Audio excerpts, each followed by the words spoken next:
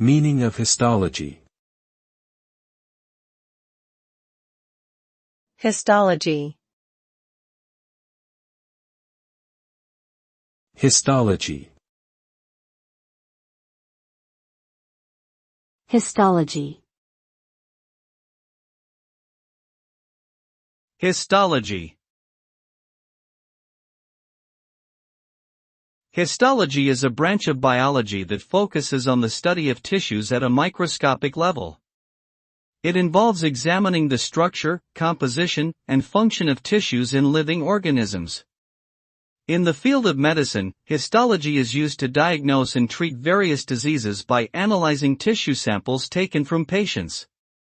Histological analysis can also provide valuable information about the progression and severity of certain disorders.